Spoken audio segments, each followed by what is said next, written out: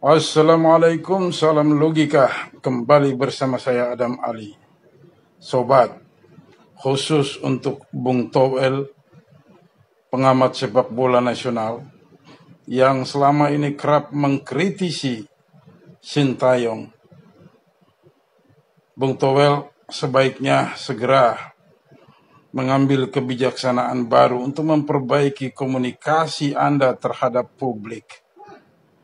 Jika masyarakat kita, para pencinta sepak bola di Indonesia, yang secara nyata mereka melihat bahwa Sintayong adalah pelatih yang memang berhasil bergerak jauh membawa Indonesia, khususnya Garuda Muda, terbang tinggi menuju semifinal U23.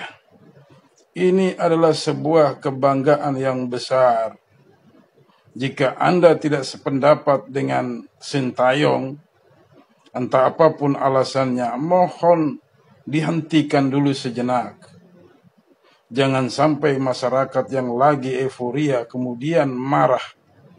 Ingat Bung Towel, masyarakat kita pencinta bola tidak selamanya dari kalangan intelektual, tetapi dari masyarakat bawah sekalipun. Sepak bola ini sangat digemari. Apalagi para supporter fanatik, para bonek. Jangan sampai mereka terus memaki Anda, membuli Anda, bahkan bisa saja menghakimi secara fisik di luaran sana. Kalau tiba-tiba di suatu tempat, di suatu titik Anda bertemu dengan segerombolan para bonek yang begitu cinta pada timnas, begitu cinta dan mendukung Sintayong, jangan sampai Anda dianggap sebagai penyebab kalau nanti Indonesia gagal di semifinal. Salam logika, salam olahraga. Salam logika, salam olahraga. Assalamualaikum warahmatullahi wabarakatuh. Salam salve, Om Swastiastu, Namo Buddhaya, salam kebajikan. Teman-teman, ya, video awal yang kita melihat bagaimana kesalnya netizen Indonesia sampai mereka mengeluarkan kata-kata kotor seperti ini. Dan saya harus memberikan apresiasi kepada netizen ini yang tentunya memberikan nasihat kepada Towel yang akhir-akhir ini selalu menyerang Coach Sintayong dan juga PSSI di bawah kepemimpinan Bapak Erick Thohir. Ya, saya kira belum terlambat ya bagi Towel untuk menarik segala narasi-narasi negatifnya terhadap Coach Sintayong. Kita tidak tahu bahwa netizen ini kalau sudah marah itu seperti apa. Yang ditakutkan kalau misalnya ketemu di jalan, nanti ada perbuatan-perbuatan yang tidak diinginkan. Itu yang ditakutkan. Jadi saran buat Towel, tobatlah ya. Putra-putri saya diserang, istri saya juga diserang, keluarga saya diserang. Walah, kok sampai segitunya ya? Ya, tapi walaupun demikian, memang sih sebuah resiko, konsekuensi dari komentar-komentar Anda yang terkadang mungkin dibaca dan dirasa oleh para penggemar timnas dan penggemar Sintayong yang mereka sangat berharap terhadap timnas dan Sintayong, kemudian diberi kritikan oleh Anda, ya mungkin seperti itu. Akan tetapi kalau sampai menyerang keluarga, menyerang anak, istri, ya itu juga tak sepatutnya gitu kan. Tapi ya memang ini sebuah konsekuensi. Mudah-mudahan Bang Towel ya, makanya saya bilang jangan salahkan netizen kalau mereka sudah kehabisan akal, kehilangan akal bagaimana cara menyadarkan si Towel ini. Ya, terakhir bisa jadi keluarga itu bisa menjadi sasaran. Itu yang kita takutkan. Jadi sebaiknya sadarlah Towel ya. Baik, Samsir Alam. 3 kata untuk Bung Towel. Apa tuh? 1. Apaan sih? Oh, oke. Apaan sih? Tuh. 2. Nggak jelas. Ketiga. 3. nggak usah sok lawan arus. Nggak usah sok lawan arus. Yang pertama apaan sih? Yang kedua Nggak jelas. Yang ketiga Jangan sok lawan arus. aduh. Sampaikan segala unek-unek kamu, isi hati kamu dan juga pikiran kamu yang paling jujur untuk Bung Toel. Sampai sekarang belum ngerti apa alasannya selalu mengkritik Sintayong. Padahal Sintayong semenjak datang ke Indonesia banyak banget prestasinya. Sampai sekarang nggak ngerti kenapa ngomong Ketua PSSI Pak Erick Thohir selalu menyuapi Sintayong, itu nggak paham kenapa. Terus sampai kemarin ketika Nathan udah balik harus ke klubnya, tiba-tiba Pak Erick ya ngelobi klubnya buat ngebela timnas lagi. Sintayong nggak setuju, katanya ini harusnya challenge dong. Challenge gimana sih? Ini yang dipertaruhkan kan nama negara gitu, Indonesia, dan udah nggak bisa main-main lagi. Gitu. Jadi ya maksudnya yang realistis aja lah, bro. Ya, namanya juga komentar, ya kan. Orang bebas berkomentar Bebas apapun berkomentar. sebetulnya, ya. Apaan sih? Nggak jelas. Jangan sok berbeda dengan yang lain. Ya ibaratnya kalau di politik itu seperti Rocky Gerung ya. Benar juga, ini yang berbicara ini pemain bola ya. Bukan komentator, bukan pengamat, tetapi pemain bola. Pemain bola sendiri mereka merasakan bahwa kehadiran Coach Sintayong itu benar-benar merubah sepak bola Indonesia. Rahasia atau apa ya, jurus Sintayong itu sebetulnya sampai titik ini dikatakan berhasil itu kan satu, naturalisasi. Kalau versi saya nih pasti nanti diserang lagi sama netizen. Dua, lemparan ke dalam Pratama Arhan. Ketiga, jagoan di medsos. Dan sayangnya pelatih-pelatih kita yang dihina, direndahkan dengan sebutan local pride itu nggak jago nih di medsos, nggak jago pelatih-pelatih kita. Kedua, mereka juga belum pernah mengalami dukungan, fasilitas, support naturalisasi yang sebegitu masif seperti sekarang. Kalau di zamannya Christian Gonzalez kan paling Gonzalez, Bahdim, Irfan Bahdim. Dua ya? Ya cuma dua. Cuma dua gitu loh. Jadi tidak menimbulkan pro kontra seperti sekarang. Selain juga waktu itu era medsos, buzzer itu belum ada gitu loh. Tapi sekarang kan sudah menjadi sangat kompleks. Era yang disebut post-truth katanya gitu loh. Dan waktu itu jumlahnya juga publik terima dan publik mungkin punya legitimasi terhadap itu. Tetapi sekarang terbelah, hanya mungkin yang berani speak up terbatas karena pola penyerangan di media sosial itu. Jadi itu tadi, kalau saya melihat bahwa apa jurus Sintayong, apa strategi Sintayong, satu naturalisasi, dua lemparan ke dalam Arhan, ketiga adalah jagoan di medsos. Dia mengatakan seperti ini, bahwa di zaman saya waktu masih di PSSI, kami belum bisa menghadirkan para pemain naturalisasi karena memang kami tidak bisa berbuat apa-apa. Kami sangat lemah. Di zaman kami dulu kami hanya fokus apa? Uang, dan uang, bukan membentuk tim nasional. Ya, kira-kira saya mengambil kesimpulan seperti itu. Jadi secara tidak langsung Tovel membuka aibnya sendiri bahwa dia tidak becus saat berada di PSSI. Semenjak si Toel ini membeda-bedakan antara pemain lokal dengan pemain keturunan, ini ternyata berdampak negatif terhadap mental pemain timnas kita. Karena begini, contohnya tadi malam deh, yang pertama kali ngegolin tuh kan pemain keturunan tuh, si Ivar Jenner kalau nggak salah. Lalu kemudian disusul oleh tindakan-tindakan Marcelino Ferdinand yang pemain lokal yang kesannya itu individualisme. Kenapa bisa muncul mental individualisme di Marcelino Ferdinand? Itu karena adanya pembedaan antara pemain lokal dengan pemain keturunan. Jadi seakan-akan Marcelino Ferdinand tuh ingin menunjukkan, kalau pemain keturunan bisa hebat, bisa cetak gol, gua juga bisa nih pemain lokal mencetak gol. Akhirnya terjadilah individualisme, tidak lagi kerja tim. Kenapa? Karena adanya pengkotak-kotakan, pembedaan antara pemain lokal dan pemain keturunan. Sekarang kita fokus mau lawan Junia.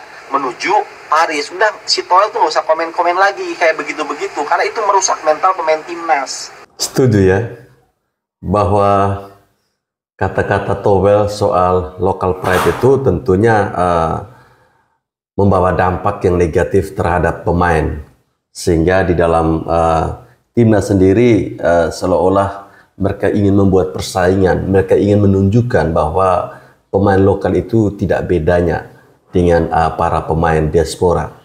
Jadi Towel, segeralah berhenti ocehanmu itu soal local pride ya.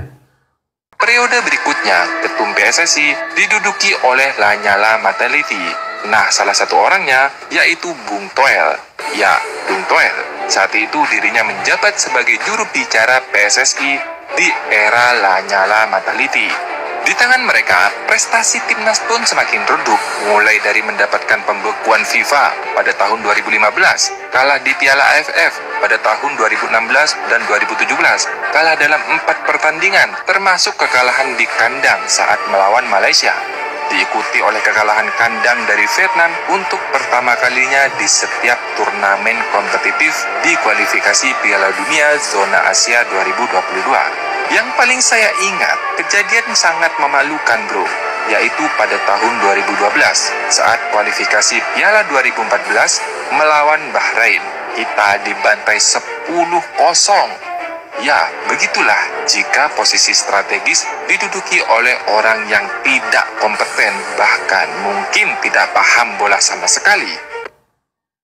Ya, kita semua paham ya bahwa PSSI ketika itu banyak sekali kontroversi, bukan banyak prestasi, tetapi lebih kepada kontroversi.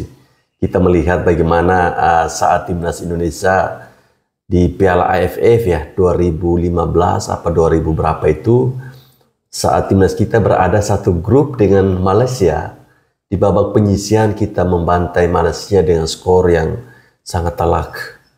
Namun pada akhirnya apa, di final itu kita malah kalah dari Malaysia yang pernah dibantai pada babak penyisihan. Artinya memang di sini sangat jelas ada sarang mafia bola di situ. Para mafia ini menginginkan agar Indonesia kalah, dan itu diterima. Jadi yang dipikirkan oleh para mungkin pengurus ya atau siapapun itu hanyalah cuan, bukan prestasi. Ya bukan levelnya Bung Toel lah. Bung Toel itu tidak sampai di level yang mampu untuk mengatur-ngatur seperti itulah menurut saya gitu ya. Jadi saya nggak percaya dengan isu-isu itu. Sehingga selama beberapa hari terakhir ini dengan fenomena kemunculan Bung Toel atau Rocky Gerung versi sepak bola, saya masih nggak paham gitu sebenarnya tujuannya kemana. Sampai akhirnya kemarin Bung Toel memberikan satu pernyataan atau kritik keras kepada Sinteyong, atau kemudian nasihat ya lebih tepatnya gitu ya, agar Sinteyong ini berterima kasih kepada Liga 1. Setelah Bung Toel mengatakan itu, saya akhirnya paham.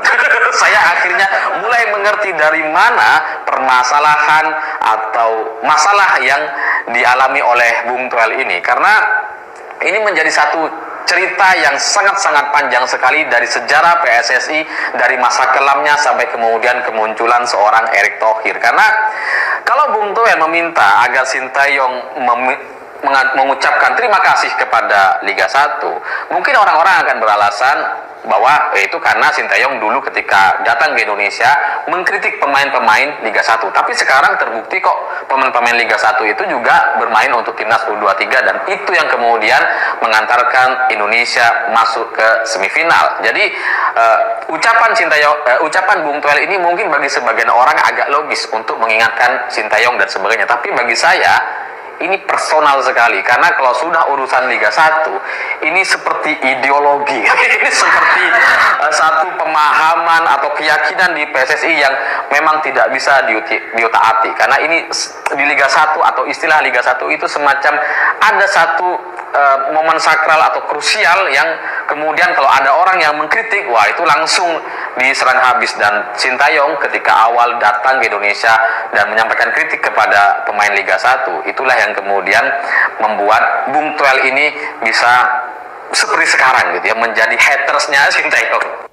Jika Shin Tae-yong dipecat, maka pengganti yang cocok dan disarankan menurut Bung Toel adalah Fahri Husaini. Wow. Sebenarnya gue tidak mempermasalahkan Bung Toel menjawab pertanyaan, karena ini kan ditanya ya. Kalau misalkan ST dipecat, penggantinya siapa, ya dia jawab fine aja, nggak ada masalah. Tapi yang anehnya adalah menyebut Fahri Husaini. Kalau nggak salah Bung Toel juga pernah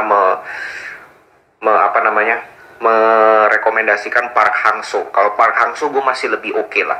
Ya walaupun sebenarnya ganti pelatih itu agak gimana gitu untuk negara yang masih berkembang ya. Kita ini kan bukan negara kayak Brazil, kayak Thailand yang udah, nggak usah Brazil deh, Thailand maksudnya di ASEAN yang sudah solid, yang sudah infrastrukturnya jelas, sudah ada kesinambungan dari bawah ke atas. Jadi tinggal timnas senior ini benar-benar harus perform. Kalau enggak ya gonta-ganti pelatih bisa. Tapi kan Indonesia, kita lihat aja bagaimana di era Shin Tae-yong ini benar-benar dari awal, dari nol, dia build tim dari junior ke senior, bagaimana pemain-pemain itu dibangun secara mental, fisik terutama, dan pemahaman strategi, visi, itu semua dilakukan dari awal. Jadi sebenarnya kalau ditanya apakah gonta-ganti pelatih itu adalah solusi, menurutku tidak. Ya yang harus diperhatikan adalah perkembangan sepak bola secara keseluruhan, infrastruktur, pembinaan usia dini, ya kan, itu yang akan menunjang prestasi senior, itu yang ujung-ujungnya akan menunjang prestasi dari timnas senior. Liga pun itu semua harus diperbaiki dulu, ya baru kita bisa judge pelatih timnas senior ini bagus atau tidak, bisa bawa tim ini perform atau tidak. Kalau yang tadi gue sebut aja itu masih tanda tanya atau masih mungkin baru mulai dibenahi oleh PSSI sekarang, maka sulit untuk menilai bahwa Park Hang-seo atau apalagi Coach Fahri, bukan meremehkan Coach Fahri ya, sama sekali tidak. Tapi apa iya ada jaminan kalau Park Hang-seo maupun Coach Fahri ini yang menggantikan STY tiba-tiba bisa perform dengan kualitas liga yang sama seperti sekarang, kualitas pemain seperti sekarang, infrastruktur seperti sekarang, pembinaan seperti sekarang? Apakah bisa? Gue sih nggak yakin. Gimana menurut kalian? Ya sama, saya juga tidak terlalu yakin ya kalau misalnya STY dipecat itu kemudian digantikan dengan pelatih lokal ya, atau seperti yang diusulkan oleh Fahri Husaini. Memang kalau kita melihat Fahri Husaini ini, dia sudah punya prestasi untuk level junior ya, tetapi untuk level senior ya saya pikir tidak perlu dicoba-cobalah, dan tidak baik juga kalau pelatih itu tuh harus diganti-ganti terus, karena ganti-ganti pelatih itu tidak menjamin timnas itu menjadi baik. Tetapi saya kira tidak ada salahnya untuk Indonesia terus mempertahankan Coach Shin Tae-yong ya, sehingga ini bisa menjadi momentum bagi kita, bagi timnas Indonesia untuk bisa berkembang dengan baik. Kita bersyukur bahwa PSSI sudah memberikan kontrak baru kepada Coach Shin Tae-yong ya, hingga tahun 2027, dan itu bersamaan dengan masa akhirnya Bapak Erick Thohir sebagai Ketua Umum PSSI. Dan harapan kita berdoa ya, semoga tahun 2027 nanti PSSI bisa menemukan orang yang levelnya sama dengan Bapak Erick Thohir, atau kalau bisa pertahankan Bapak Erick Thohir, karena saya melihat duet kedua orang ini sangat-sangat bagus untuk timnas ya. Bagaimana kita melihat kemarin di Piala Asia U23 di Qatar, timnas kita yang merupakan tim debutan mampu berbicara banyak, bahkan bisa sampai ke semifinal. Walaupun pada akhirnya di perebutan juara ketiga timnas kita kalah dari Irak. Dan saya sangat menyesal ya, masih ada netizen Indonesia yang membuli para pemain timnas, khususnya Marcelino. Mereka mungkin, atau kita mungkin lupa kalau timnas kita sudah terbang sejauh ini, sudah sampai ke semifinal. Itu sangat luar biasa.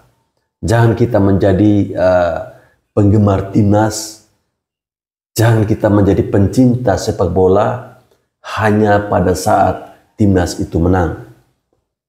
Itu tidak baik. Namanya mencintai timnas itu, kalah kita dukung, menang kita dukung. Jangan menang dipuja-puja, kemudian kalah mereka kita hujat. Baik teman-teman, sekira sampai di sini video saya. Terima kasih. Salam olahraga.